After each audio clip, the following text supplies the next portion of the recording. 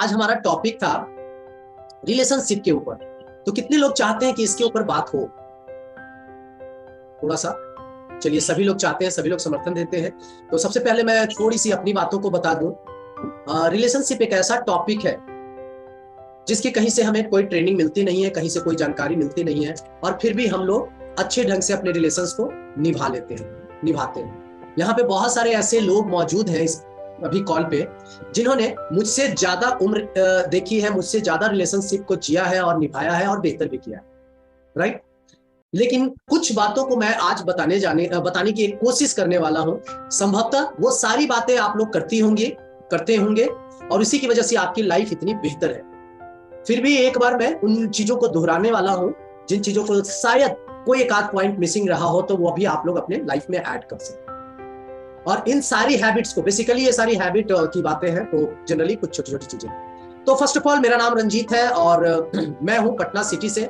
यहाँ पे आया था अपने बढ़े हुए पेट को कम करने के लिए, एंड फाइनली बढ़े हुए पेट और 18 किलो वेट, एक healthy, happy and medicine free life जी रहा हूं।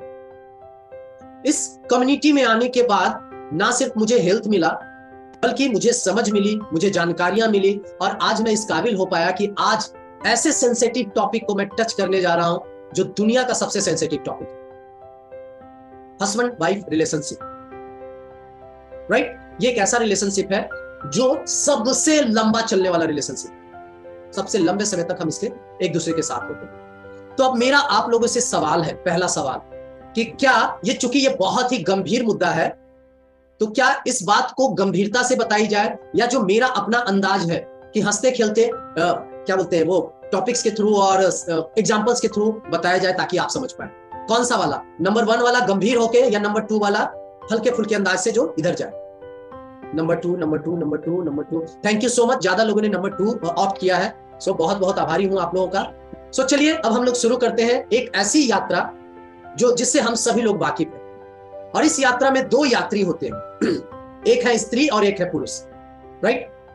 अब स्त्री और पुरुष के बारे में ऐसा कहा जाता है कि ये दोनों अलग अलग ग्रह के प्राणी हैं। किस आधार पे? हम लोग सब जानते हैं लड़का लड़की एक समान, मानते हैं ना? मानते हैं कुछ लोग? हिचक हो रही है। अगर लड़का खुले में रहने वाला होगा तो लड़की पैक में रहने वाली है। लड़के को कम बात करने का पसंद होगा तो लड़कियों को ज्यादा बात करने का पसंद होगा। ऐसा कुछ चक्कर चलता रहेगा, दोनों में डिफरेंसेस रहेंगे ही रहेंगे। रहने का रीजन है कि ऊपर वाले ने जब हमें धरती पे भेजा है तो हमें एक दूसरे को कंप्लीट करने के लिए भेजा है। इसलिए पुरुषों को अलग तरीके से जीने की और महिलाओं को अलग तरीके से जीने के लिए प्रेरित किया है। और जो पुरुष होते हैं उनको धरती पे भेजा तो पुरुष जो जीते हैं वो लॉजिक से जीते हैं और इमोशन से चलते हैं, ऑपरेट होते हैं। ध्यान रखिएगा, लॉजिक और ये ईगो। लेकिन वहीं पे एट द सेम टाइम जो स्त्रियां जीती हैं वो इमोशन और केयर से जीती हैं। उनके अंदर इमोशन ज्यादा होता है और केयर की भावना ऐसे बहुत बड़ी होती है, बहुत ज्यादा होती है। अगर वो केयर की भावना उनमें ना होती तो एज ए मेल मैं यहाँ पे बिल्कुल भी नहीं बैठ करके इतनी आसानी से सेशन कर रहा हूं। अब इसको थोड़े और ऐसे एग्जांपल से समझें कि एक पुरुष जो 5,000 महीना कमाता हो, शादी के बाद बच्चों की केयर के लिए वो 5,000 की जॉब भी नहीं छोड़ सकता है। मैं सही हूं तभी हाँ बोलिएगा, अगर जहां लगे कि नहीं ये बात नहीं है तो ना बोल दीजिएगा। लेकिन एक स्त्री, वो 5 लाख का भी उसका कैरियर हो, बच्चे के आने के बाद फर्स्ट प्रायोरिटी उनके बच्चे हो जाते हैं, वो कैरियर को ठुकरा सकती है, इवन ठुकरा देती है। मैं सही हूं? ऐसा है शायद या नहीं? ओके। और यही इमोशन और केयर है जिसकी वजह से वाइफ्स यानी कि स्त्रियां कभी भी, कितना भी उनको टोन मारो, कितना भी कुछ भी करो, कितना भी कुछ कर लो, तैयार होने के बाद एक बार पूछ ही लेती है कि आज मैं कैसी लग रही हूं। इस मामले में मैं सही हूं? हाँ ना बोलते रहिएगा, तभी लगेगा कि हाँ सही जा रहा है। क्योंकि उनको आज आप कुछ भी बोल दें, अरे मोटी लग रही हो, भद्दी लग रही हो, अच्छी लग रही हो, बुरी लग रही हो, कैसा भी बोल दे, कुछ दिन बाद, कुछ देर बाद, अगले दिन, अगले पल वो फिर से पूछेंगी। Out of that emotion and care वो पूछती ही आज कैसी लग रही है, राइट। लेकिन जब पुरुष की बात आती है तो पुरुष तैयार होने के बाद बहुत बार, एज ए पुरुष मैं जानता हूं, मैक्सिमम टाइम डर के मारे अपनी वाइफ से नहीं पूछ पाते हैं कि आज मैं कैसा लग रहा हूं। कहीं उसने कह दिया कि आपका तोंद लटक रहा है तो फिर तो गयो, ईगो हर्ट, इमोशन का बैंड बज जाएगी और कमाल का हो जाएगा। स्त्रियों की कोई तारीफ करे, स्त्रियां आप लोग बताइएगा, जो स्त्री मतलब महिलाएं, आप लोग बताइएगा, अगर आपकी कोई तारीफ करता है तो आपको कैसा लगता है? यू फील गुड ना, स्माइल ना। पुरुषों की कोई तारीफ करता है कि अरे आज आपने शर्ट बहुत अच्छी पहन रही है, लॉजिक एक्टिवेट होता है, लगता है कोई काम है, कुछ तो करवाना चाह रहा है, इससे तो तारीफ नहीं हो सकती है। Logic, ego. सो ये ध्यान रखिएगा। तो इसमें चाहे कोई कैसा भी रहे, रहने वाला ऐसा ही है, और इसीलिए दोनों को साथ करने के लिए पृथ्वी पे, मतलब साथ रख करके ही पृथ्वी की उत्पत्ति बनाई गई है कि भाई तू ऐसे रहना, तू ऐसे रहना, दोनों मिलकर के दुनिया चलना। That's it, so simple. So अब बात आती है कि ये लोग जब डिफरेंट हैं और जब एक प्लेटफॉर्म पे आ गए हैं, यानी एक फैमिली में आ गए हैं, तो हम सभी जितने भी लोग यहाँ पे कॉल पे मौजूद है, जिनकी शादी हो गई है वो भी, और जिनकी शादी अभी नहीं हुई है वो भी, एक आध ऐसे हैं लोग, जैसे मेरा भांजा यहाँ पे मौजूद है, तो जिनकी शादी नहीं हुई है वो भी, आप जान ले कि जब हम लोग की शादी होकर के आती है, जब हम कपल बनते हैं, पेयर आते हैं, तो हम दोनों अलग अलग परिवेश से, अलग अलग सारी चीजें हमारी अलग अलग होती है ना। और उसके बाद कुछ फेजेस होते हैं जिसकी वजह से हमारी पूरा जीवन बेहतर होने वाला है। तो फेजेस, 6 फेजेस ऑफ लव मैं बताने वाला हूं। सो पहला जो फेज होता है, जो हम लोग शुरुआती में होता है ना, जब नई नई शादी होती है तो बोलते हैं ना कि हस्बैंड या वाइफ बहुत रोमांटिक लगते हैं, है ना। अरे भाई अपने हस्बैंड अपने वाइफ के बारे में बोलना है तो हाँ भी बोल सकते हैं, और जिनकी नहीं है उनके होने वाले की बात कर रहे हैं हम, हंसते मुस्कुराते सेशन को लेना है, राइट। सो हाँ बिल्कुल लगते हैं, लेकिन वही कुछ ही दिन के बाद वो जो रोमांटिक लगता था, हर पल रोमांटिक लगता था, कुछ ही दिनों के बाद, कुछ ही सालों के बाद उसका रोम एंटिक लगने लगता है। भाई क्या है, हर बात उसकी चिक चिक लगने लगती है। ऐसा भी होता है क्या? सच्ची है, नहीं है, हाँ है तो हाँ, ना है तो ना, जिसका जैसा है वैसा ही। तो जनरली ऐसे होता है, तो उसकी वजह होती है, क्योंकि 6 फेजेस ऑफ लव होते हैं और हर फेज को जीना इंपॉर्टेंट होता है। जो सबसे पहला फेज जो आता है वो रोमांटिक फेज होता है, जब हम नए नए मिलते हैं, चाहे वो मतलब कि किसी भी कंट्री के हो, किसी भी देश के हो, किसी भी परिवेश के हो, जब हम लोग नए नए मिलते हैं, एक दूसरे को कम जानते हैं, तो ये फेज होता है। यहाँ पे हमें एक साथ बैठ के बातें करना, चुप चुप के मिलना, इधर करना उधर करना, ये सारी चीजें बहुत अच्छी लगने वाली है, और ये हमारे लाइफ की एक रिक्वायरमेंट है, होना चाहिए। That's it. लेकिन साथ ही साथ बहुत सारे हस्बैंड या वाइफ का ये भी कंप्लेन रहता है, अब तो आप बदल गए। किसी का कंप्लेन रहा है, अब आप पहले जैसे नहीं रहे, है ना। और कई बार तो बात ऐसे आगे बढ़ती है जिसमें हम लोग बोल लेते हैं कि भाई ये तो बच्चे आ गए हैं जिसकी वजह से मैं यहाँ पे टिकी हुई हूं, वरना, या कभी कभी शायद हस्बैंड भी ऐसा बोल देते होंगे कि बच्चों की वजह से मैं बंद गया हूं, नहीं तो वगैरह वगैरह, बाकी सब आप लोग समझदार। तो जब कुछ वक्त भी जब बीत जाता है तो फिर हमें एक दूसरे फेज में शिफ्ट होने की जरूरत होती है, दैट इज रिकमेंडेशन फेज। ये जो बातें बताई जा रही है ये लाइफ को और स्मूथ बनाने के ख्याल से बताई जा रही है। तो दूसरा फेज आना चाहिए, आज आना चाहिए, that is recommendation phase. Recommendation phase that means हम एक दूसरे को थोड़ा सा रिकमेंड करें, आप अब ऐसे कर लो तो अच्छे लगोगे, ऐसे कर लो मुझे अच्छा लगेगा, आप तौलिया बिस्तर पे ना रखो तो मुझे अच्छा लगेगा, मतलब रिकमेंडेशन यहां पे है। लेकिन जनरली होता क्या है पता ही है आपको, मैं वो बता रहा हूं जो होना चाहिए, जो होता है वो तो आप सभी करते हैं, मैं भी करता हूं, है ना। तो जो होना चाहिए उसकी वजह से हमारे लाइफ में चेंज आने वाला है। तो रिकमेंडेशन फेज, वाइफ हस्बैंड को रिकमेंड करे, हस्बैंड वाइफ को रिकमेंड करे कि आप ऐसे बदल जाओ, आप ऐसे थोड़ा कर लो, आप ऐसे थोड़ा कर लो, आप ऐसे थोड़ा कर लो तो अच्छा रहे। सो ये वाला फेज आना चाहिए, इसकी वजह से हम एक दूसरे में कुछ सुधार कर पाते हैं और हम लोग एक रूप हो पाते हैं, यानी हम लोग एक दूसरे के आमने सामने देखने की बजाय एक दिशा में देखना शुरू कर सकते हैं यहां से। उसके बाद जब ये हम कंप्लीट करते हैं तो फिर बन जाती है रिक्वायरमेंट फेज। फिर उसके बाद रिक्वायरमेंट फेज आती है, एक दूसरे की रिक्वायरमेंट होती है, और वो जो अभी मैंने बोला ना कि ये तो बच्चे हैं जिसकी वजह से मैं टिकी हुई हूं, यानी कि ये रिक्वायरमेंट है ना, रिक्वायरमेंट है तभी तो है टिकी हुई, बच्चे हैं इसकी वजह से आपकी रिक्वायरमेंट है। और ये बोल करके हम ये बता देते हैं कि आप बस मेरी जरूरत भर की वस्तु हो, अगर ये प्रॉब्लम नहीं होता तो ये जरूरत, हम इस वस्तु की जरूरत नहीं होती। अब ये अच्छा है या बुरा है ये मैं नहीं बोलने वाला, ये आप जाने, लेकिन उसके बाद ये फेज आ जाता है। अब इस फेज से हम लोग अच्छे से हैंडल करना आना चाहिए ताकि हमारी लाइफ स्मूथ चले, अच्छी चले, ठीक है। आज की डेट में बहुत सारी मैरिजेस, बहुत सारे नए लोगों की मैरिजेस टूट जाती हैं, खराब हो जाती हैं, पता है क्यों? क्योंकि ये जो बाकी पहले की 2 फेजेस थे वो लोग तो जिए ही नहीं, उनकी शादी ही होती है रिक्वायरमेंट फेज पे। तू मेरे को ये देगा, तू मेरे को ये देगा, तू मेरे को इधर घुमाने ले चलेगा तो मैं तेरे साथ शादी करूंगी या करूंगा, ऐसा हो रहा है। तो जिसकी वजह से आज मैरिजेस नए मैरिजेस बहुत आसानी से ब्रेक हो रहे हैं। सो रिक्वायरमेंट फेज आता है, लेकिन एक समय के बाद, और उसे अगर हम अच्छे से डील करते हैं, वहां पे कोई वजह नहीं होती है, कोई भी वो प्यार के कम होने की कोई वजह नहीं होती। ओके है जी, बात जारी है अभी तक। सो नेक्स्ट, उसके बाद जो हमारा फेज आता है, रिक्वायरमेंट फेज के जस्ट बाद, अगर हमने रिक्वायरमेंट फेज को अच्छे से हैंडल नहीं किया, तब आता है र्यूड फेज, रौद्र रूप, जिसमें कभी कभी पत्नियां ये कहती हुई पाई जाती हैं, ये तो मैं सीधी सादी मिल गई, वरना कोई तेज तर्रार मिली होती ना। और हस्बैंड बेचारा कंफ्यूज ये रहता है सोच करके कि ये सीधी सादी है तो तेज तर्रार वो कैसी होती होगी।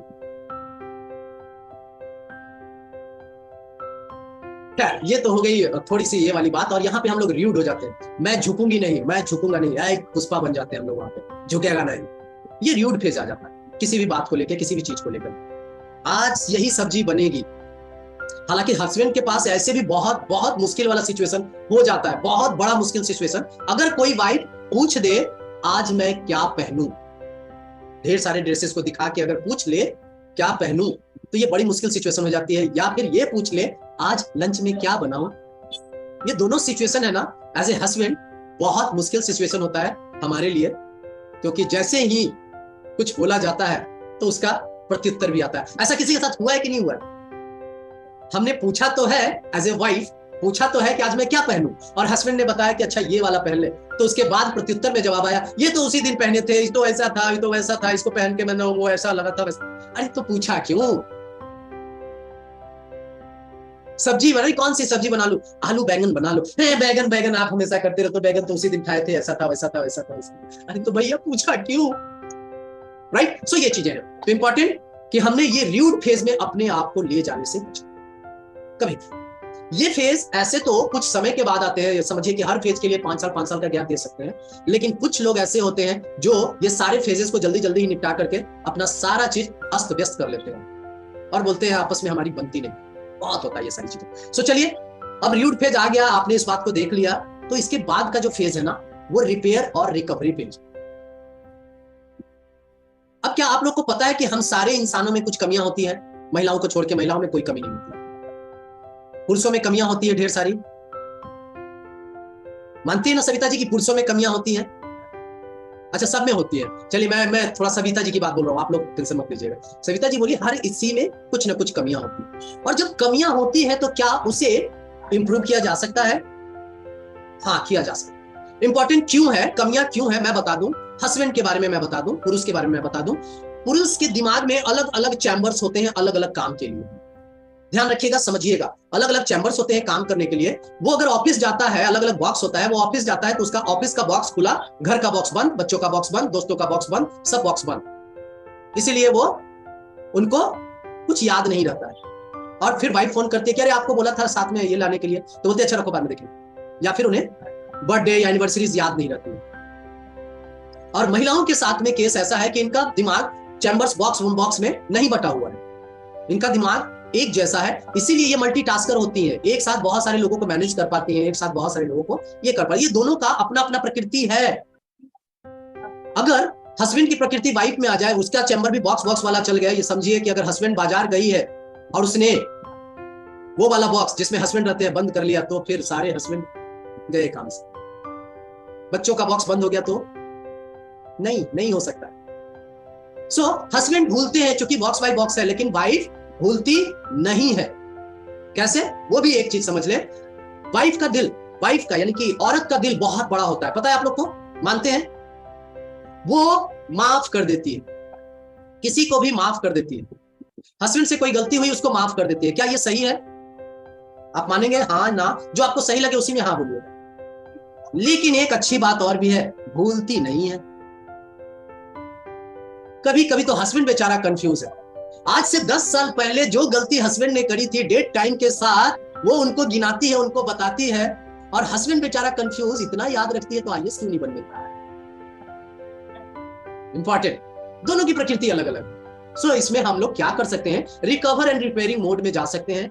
जो गलतियां हैं एक दूसरे को ताना ना देने की बजाय हम उन्हें कैसे बेहतर कर सके, सजेशन दे सके। है ना, कि आप ऐसे कर लो मैं ऐसे कर लेती हूँ, आप ऐसे कर लो मैं ऐसे कर लेती हूँ, राइट। अभी अभी हमारे अमित पॉल सर ने हमें सिखाया कि अरे कम से कम रात में जो डिनर करते हो तो अपनी प्लेट तो खुद से धो लो, धो लिया करो, बस इतना छोटा सा काम है। अपनी प्लेट सिर्फ उठो, खाना खा के जूठन वूठन जो भी है उस प्लेट में डालो, बेसिन में जाके धो के चकाचक रख दो, बस इतना ही करना है। हाथ धोने तो वैसे ही जाते हो। तो ये हस्बैंड के लिए सजेशन, राइट। सो ये सारी चीजें तो छोटी छोटी कर सकते हैं। एंड देन एक और, जब ऐसा सब कुछ चलता रहता है ना, फेज बाय फेज हम चेंज होते रहते हैं, तो छठा फेज आता है लव का, दैट इज रिस्पेक्ट। रिस्पेक्ट, एक दूसरे की रिस्पेक्ट, एक दूसरे को अच्छे ढंग से बोलना, अच्छे ढंग से बात करना, है ना, अच्छे ढंग से बात करना। कई बार हम लोग इतना कैजुअल हो जाते हैं एक दूसरे से बात करने में, और ये सोचते हैं कि अरे हम ही तो अपने ही हस्बैंड को तो बोल रहे हैं, अरे अपने ही हस्बैंड को तो पीटना है, अब बातों से पीटो, झाड़ू से पीटो, चप्पल से, बात तो बराबर है, अपना ही है ना, इतना ठोक पीट के सुधारा है। इसी पे एक और चक्कर में आया था, एक और चीज हुआ था कि बोला जाता था कि सारी वाइफ अगले जन्म में यही हस्बैंड चाहती है जिनके साथ उन्होंने जीवन गुजारा। लेकिन एक बार जो पूछा गया था, ऊपर वाले ने पूछा था सारे हस्बैंड से कि आपको भी यही वाइफ चाहिए, तो बोलते थे नहीं। तो पूछा गया कि भैया हस्बैंड को बोलते कि ये वाइफ नहीं चाहिए और आप वाइफ होके बोलते हो कि सातों जन्म यही चाहिए, तो ऐसा क्या चक्कर है? तो उन्होंने बोला, वाइफ ने कहा, लॉजिक अपना दिया कि देखो भैया एक इस जन्म में मिला है, पूरे जन्म ठोक पीट के इतना सुधार करके इसको इंसान बनाया है, अगले जन्म में नया दोगे फिर तो गड़बड़ होगा, फिर ठोक पीट के सुधारना पड़ेगा, इतना टाइम कौन वेस्ट करे, इधर ही दे देना, यही वाला दे देना, चलेगा। सो कुछ ऐसा ही है। So that's great. चलिए हम लोग आगे बढ़ते हैं, लेकिन एक चीज और भी यहाँ पे मानना जरूरी है। एज ए पुरुष मैं मानता हूं कि जब स्त्री हमारे लाइफ में आती है तो हमारी लाइफ टोटली बदल जाती है। हमारे लाइफ में स्त्री आने से हमें तीन चीजें मिलनी शुरू हो जाती हैं, तीन चीजें। पहला, हमें मिलती है सरस्वती, हमें ज्ञान की प्राप्ति होती है, बहुत सारा ज्ञान आता है, ऐसी ऐसी चीजों का ज्ञान आ जाता है जो हमने कभी जाना नहीं था। एग्री करेंगे तो आप हाँ बोल सकते हैं, नहीं एग्री किया तो छोड़ भी सकते हैं, मैं इसे डिटेल में बता दूंगा। दूसरा आता है लक्ष्मी। जब पुरुष के जीवन में स्त्री के आने से ज्ञान आता है, लक्ष्मी आता है, और फिर शक्ति, अथॉरिटी, पावर आता है। ये कैसे, इसको मैं बता करके फिर हम लोग चलेंगे ब्रेक पे अपने शेख की तरफ। सो अभी सभी जितने भी पुरुष हैं इस कॉल पे, आप ये समझे कि जब शादी हुई तो आपने बहुत सारी चीजों को जाना, नई चीजों को एक्सपीरियंस किया, नए ज्ञान हुए, नए अनुभव हुए, आप पिता बनने का अनुभव आपको मिला, आपने रिलेशनशिप को और पहले से बेहतर निभाने की सीखा, ये सारी चीजें।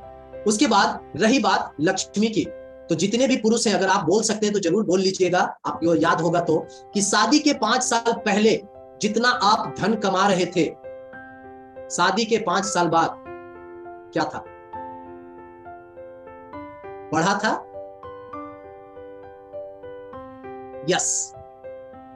महिला यानी लक्ष्मी के आपके जीवन में आने से आपके इनकम में बहुत बढ़ोतरी हुई। ये आप सभी जो भी पुरुष हैं वो देख सकते हैं, समझ सकते हैं कि आप वहां से बदल गए, वहां से चेंज हुए, आपका ग्रोथ मिला, आप प्रमोशन मिला आपको, आप प्रमोशन के लिए थोड़े उत्सुक भी हुए तो लक्ष्मी भी आपके पास आनी शुरू हुई, और उसके बाद आपको पावर यानी अथॉरिटी भी मिलना शुरू हुआ। पता है, हम जैसे लड़कों को कोई पूछता नहीं था, कोई मामा चाचा हुआ ताई अकेले घर पे बुलाते नहीं थे, वो इज्जत से हमें अपने घर पे बुलाने लगे। वो इज्जत जो मिली ना हमें, वो जो अथॉरिटी मिली कि आप भी कुछ बोलो, वो इज्जत मिली थी पत्नी के आने के बाद। एग्री? सही है जी? मानते ना? हाँ ना, कुछ भी बोलिएगा। Yes, exactly. सो ये सारी चीजें हम लोगों को ऐसे ऐसे मिली। सो ध्यान रखिएगा, स्त्री का रोल पुरुष के जीवन में समझिए ऐसा है कि इसके बगैर लाइफ नहीं है। और स्त्रियां जो इतना हमारे को केयर करती हैं, इतना ये करती हैं, जिसके लिए कई बार हम लोग क्या बोलते हैं, तेरी तो अकल किधर है? पुरुष लोग बोलते हैं ना, तेरी तो अकल, बाकी तो आप लोग समझदार हैं ही। तो मैं सभी को बोल दूं, भैया सही है, नीचे है, सही है, तभी तो आपको इतनी चीजें मिल रही है। अगर सोच लो इधर होती है तो क्या होता है? जिनकी अकल यहां होती है, यानी कि जो स्त्री लॉजिक एंड ईगो से जीना शुरू कर देगी ना, तो उनके घर में वो आ जाएंगे जिनकी कभी कल्पना नहीं कर सकते। सो बहुत अच्छा है कि वो वहीं से जीती है, राइट? सो चलिए, अभी तक का इतना रहा, थोड़ा सा कुछ और चीजें हैं। मैं कुछ 7 ऐसे पॉइंट बताने जा रहा हूं जिसमें हम अपनी इज्जत परिवार में, अपनी वैल्यू परिवार में कैसे करा सकते हैं वो सीखने को मिलेगा, खास करके लेडीज को। तो अगर आप चाहेंगे तो रुकिएगा। तो चलिए अब हम लोग चले एक ऐसे टॉपिक की ओर जो चाहते तो हम सभी लोग हैं, मतलब सारी महिलाएं चाहती तो है, और इसका फायदा ज्योतिष बहुत उठाते हैं। अगर कोई महिला ज्योतिष के पास गई हो और उसको इतना बोल दिया जाए कि आप परिवार के लिए बहुत कुछ करती हैं, आपने पूरे अपने आप को झोंक दिया है परिवार के लिए, लेकिन परिवार वाले आपकी वैल्यू नहीं करते, यही सबसे अच्छा ज्योतिष है। इसने पकड़ लिया, बाकी कोई नहीं पकड़ पाया। क्या आप जो भी यहाँ पे स्त्रियां हैं, कभी आपके मन में ऐसा कभी आया है या कभी आपने सोचा होगा कि जितना मैं देती हूं इस परिवार को उतना मुझे रिस्पेक्ट या सम्मान या वैल्यू नहीं मिलती है? मत बताइएगा, टेंशन नहीं लेना। लेकिन ऐसी फीलिंग आती है, नहीं आती, ऐसा कुछ है? किसी को कभी आती होगी? नहीं आती है ना? अच्छा है, नहीं लाना, जरूरत नहीं है उसकी। बाकी कुछ लोगों की मुस्कुराहटें कुछ और बयां कर रही है। पिंकी जी जो कि दनियावा से है, वो कर रही है कि ये तो क्या बोल रहा है। कोई बात नहीं, ऐसा ये हो सकता है और नहीं भी हो सकता है, डजंट मैटर। लेकिन सीधी सीधी बात, सम्मान पाना, अपनी फैमिली मेंबर से वैल्यू पाना कितने लोगों को अच्छा लगेगा?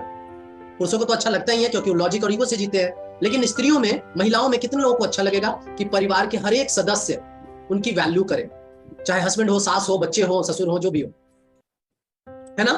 और कहीं कहीं कभी कभी हमारा दिल ऐसा भी करता है कि मैं तो इतना करती हूँ इस परिवार के लिए, फिर भी क्यों मेरी वैल्यू नहीं करती? तो कुछ 6-7 टिप्स है, अगर आप लोग चाहें तो नोट डाउन कर सकते हैं, जिसकी वजह से ये वाला चीज बदलने वाला।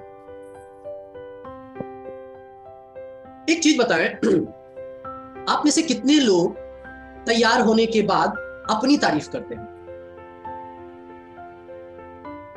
अरे शीशे के सामने गए, अपने बारे में कुछ तो बोले, कुछ बोला मुंह से, अटरिंग अ वर्ड्स।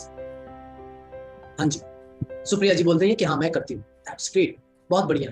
तो सबसे पहला चीज जो है, पहला जो टेक्निक है जिसको आप हर रोज अपना सकते हैं, सबसे पहले लोग अगर वैल्यू करें, हमारी वैल्यू करें, लोग अगर हमारा रिस्पेक्ट करें, तो सबसे पहला मुझे मेरा रिस्पेक्ट करना होगा। सो सुबह उठ करके ही जब आप रेडी शेडी हो जाती हैं, तब आप आईने में एक और स्त्री होगी जो आप ही की परछाई होगी, उसको जाकर के कुछ बोलना है।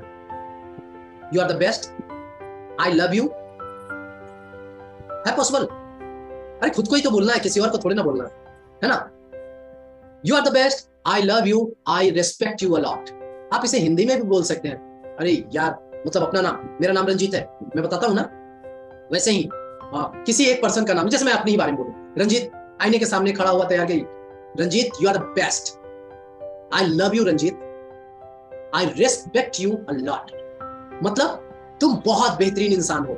रंजीत को बोल रहा हूं, आईने वाले रंजीत को, है ना? मैं तुमसे बहुत प्यार करता हूं, तभी तो अपनी केयर करेंगे। बताओ, मैं 46 साल की एज में मेल होकर के अपने चेहरे को सुंदर बनाने में लगा रहता हूं। बताओ, स्किन बूस्टर पी करके, नाइट वर्क्स खा करके, उसके बाद चेहरे पे वो सेक का जो बचा हुआ है ना, ये इसमें इसको लगा लगा करके चमकाता रहता हूँ। हाँ जी, बहुत अच्छा चमकता है इससे, राइट? सो ये सब करता रहता हूँ। बताइए, तो ये इसलिए कि मेरा रिस्पेक्ट कोई करे, इससे पहले मुझे खुद का रिस्पेक्ट करना होगा। That's it. सो एक तो हो गया ये। नेक्स्ट, डिस्कवर योर पैशन और टैलेंट। अब जब शादी आपकी नहीं हुई थी, तब आपका कोई ना कोई पैशन था, कोई ना कोई ऐसा टैलेंट था, चाहे कुछ भी हो सकता है कि आपको पेंटिंग का शौक था, हो सकता है आपको डांसिंग का शौक था, हो सकता है आपको कुकिंग का शौक था, व्हाटएवर जो भी आपका शौक था, या अगर आप में से किसी को लोगों के साथ बात करने का शौक है, लोगों की मदद करने, हेल्प करने का शौक है, तो मैं तो आप बहुत सारे लोगों से, आप सारे लोगों से रिक्वेस्ट करता हूं या बताता रहता हूं कि प्लीज आप हमारे कोच वाले प्रोग्राम को अटेंड करें। कोच बने, पैसे के लिए नहीं, एक बेहतर महिला बनने के लिए, एक बेहतरीन महिला बनने के लिए। आप लोगों की प्रॉब्लम्स को जब सुनेंगे, उसको सॉल्यूशन देंगे, उनकी मदद करेंगे, और वो जब बोलेंगे थैंक यू, जैसे मुझे कभी कोई बोलता है थैंक यू रंजीत, आपकी वजह से मुझे दूसरा जीवन मिला है, ऐसा लोग बोल पाते हैं। थैंक यू रंजीत, आपकी वजह से मैं सीढ़ियां चढ़ पाई। थैंक यू रंजीत, आपकी वजह से मैं इतनी अट्रैक्टिव दिख पाई। थैंक यू रंजीत, आपकी वजह से मैं मनपसंद कपड़े पहन पाई। ऐसा बोलते जब है ना, अंदर से मेरा रोम रोम गजब का हो जाता। तो आपको कोच अगर बनने का डिसीजन भी लेना है, तो इसलिए नहीं कि मुझे पैसे कमाने हैं, नहीं जी, छोड़ दीजिए, पैसे बहुत है आपके पास, बहुत है पैसे, आप बहुत संपन्न हो, बहुत ये हो। आपको ये इसलिए करना है ताकि आप अपने पैशन को निखार सके, लोगों के साथ टॉक कर सके, उनकी ब्लेसिंग्स ले सके, राइट? सो 2 बातें जो आपको करनी थी। अब 2 बातें जो आपको नहीं करनी। बोलूं अगर इजाजत हो तो? मुझे इजाजत दे रहे हैं, नहीं दे रहे? हाँ, 2 बातें करनी है। कंप्लेन नहीं करना है, टॉन्ट नहीं करना। आसान है, वेरी सिंपल है जी। कंप्लेन, मैं एक एग्जांपल बता रहा हूं। हस्बैंड आया रात के 8 बजे ऑफिस से, काम वाम करके, जो भी उनका काम था, थका मारा घर पे आया और यहाँ पे इनका रूप तैयार था। क्यों आए? ऑफिस में ही रह जाते, जरूरत क्या थी? यहाँ कौन है जो इंतजार कर रहा है? आपने कुछ नहीं डांटा है। कहाँ है बच्चे हैं, उसको हम देख लेंगे, नौकर तो है ही ना घर में, काहे को? तो इस तरह की टॉन्ट, इस तरह के कंप्लेन हम लोग अक्सर अपनी फैमिली में लोगों को करते रहते हैं, चाहे सास हो, बहू हो, देवर देवरानी, मतलब कुछ भी हो। लेकिन सबसे ज्यादा बेचारा इसमें एक प्राणी पिसता है, और वो है पता ही है ना? उसको बेचारे को यहाँ आने के बाद चाहिए होता था सहानुभूति, कि बोले कि कोई ऐसा है, कुछ एक्ट ऑफ सर्विस चाहिए होता था। लेकिन हमें क्या मिल रहा है, या उन्हें क्या मिल रहा है एज ए हस्बैंड? उन्हें क्या मिल रहा है? प्यारी प्यारी बातें अलग तरीके से सजा के। ऐसा जब लगातार होना शुरू हो जाता है, तो मैं एक चीज बोल दूं, हो सकता है मेरी बात ये आपको सच्ची लगे ना लगे, और सच्ची लग भी जाए तो शायद अच्छी ना लगे, बट इसे समझिएगा। जब हम लगातार उस प्राणी को, हस्बैंड को, इस तरह के टॉन्ट देना शुरू करते हैं, इस तरह के कंप्लेनिंग वर्ड देना शुरू करते हैं, तब वो इंसान उस जगह पे और ज्यादा समय बिताने लगता है।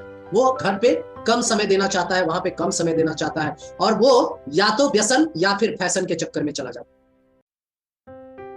मेरी बात समझ पाए होंगे तो ठीक, नहीं समझ पाए तो भी ठीक। ज्यादा इलोब्रेशन के लिए हम लोग और भी सेशन करेंगे, और भी हमारे पास पेरेंटिंग के बहुत सारे सेशन हैं, रिलेशनशिप के सेशन है, तो सारा हम लोग करेंगे, राइट? सो याद रखिएगा, हमने ये कमेंट या टॉन्ट या ये नहीं करना, हमने बदले में कॉम्प्लीमेंट करना, तारीफ करने की शुरुआत कर सकते हैं। ये सिर्फ अब पुरुषों को ही नहीं दिया गया है कि वो वाइफ की तारीफ करें कि आज क्या खूब लगती हो, बड़ी सुंदर दिखती हो, और आप ये कहें कि फिर से कहो, कहते रहो, अच्छा लगता है, वगैरह वगैरह, ऐसा कुछ नहीं, उनका भी हक नहीं है, राइट? तो एक तो हो गया कि कॉम्प्लीमेंट करें, कमेंट या टॉन्ट ना करें किसी भी रिलेशनशिप में, तो आपको अच्छा रहेगा। जो बात है सीधी सीधी ये बोला जा सकता है कि आप ऑफिस से देर से आए, कोई वजह थी क्या, राइट? क्या रहा आज का दिन, कैसा रहा, ये सब बोल सकते हैं। अरे कोई बात नहीं, आप आओ, मैं अभी आपकी थकान दूर करती हूँ, चाय लाओ, कॉफी लाओ, फ्रेश लाओ, शेक लाओ, जो मर्जी हो, जो आप करते हो, एक्ट ऑफ सर्विस वो है। उसके बाद जब वो इंसान रिलैक्स हो जाता है, आपके साथ भी दिन भर घर में परेशानियां हुई है, मैं जानता हूं, समझता हूं, आपने दिन भर बच्चों को टेक केयर किया है, दिन भर पूरे घर को, आपके सास ससुर, आपके बहुत सारे जो भी रिलेशनशिप रहते होंगे, उन सभी के साथ आपने बहुत सारा चीज कॉम्प्रोमाइज किया है, आप सारी बातें कर सकते हो, बट वो टाइम नहीं था। ठीक है जी, बात समझ पाए? एंड दूसरा पॉइंट जो आपको नहीं करनी है, don't give any suggestion to anybody without being asked. यानी कि किसी को हर वक्त सजेशन नहीं देते रहना है जब तक कि उसने पूछा नहीं है, अदरवाइज आपकी वैल्यू गई, आपके सजेशन की वैल्यू गई। बच्चे बोलेंगे अरे मम्मी तो ऐसा ही चिक चिक करते रहती है, छोड़ो जी। हस्बैंड बोलेंगे इसका तो रोज क्या है, इसका तो रोज का है। तो कभी भी कोई भी सजेशन बिना पूछे, बिना मांगे मत दे। सजेशन 2 ही स्थिति में देना सबसे अच्छा रहता है, या तो आपसे मांगी गई हो, या फिर उसको देने के पैसे मिलते हो। और अगर आप चाहते हैं सजेशन देने के पैसे मिले, हमारा प्लेटफॉर्म रेडी है ना, आइए कोच बनिए, लोगों को सजेशन दीजिए, पैसे कमाइए, जैसे मैं अभी कमा रहा हूं। देना ही है तो सही जगह पे क्यों ना दें, है जी? जा रही है बात, कनेक्ट हो पा रहे हैं? हर वक्त सजेशन नहीं, तुम पीला नहीं लाल पहनो, अरे क्या है यार, ऐसे नहीं ऐसे करो, बच्चों को अरे ऐसे नहीं ऐसे करो, ऐसे नहीं ऐसे करो। हर वक्त गिव देम सम स्पेस। और अपनी वैल्यू करानी है तो अपनी सजेशन को वैल्यूएबल बनानी, वहां पे दे जहां पे जरूरी है, वहां पे दे जहां पे लोग आपसे मांग रहे हैं, वहां पे दे जहां पे लोग उस बात के लिए आपको पे कर रहे हैं, पैसे दे रहे हैं जी। ठीक है जी, बात समझ में आ गई?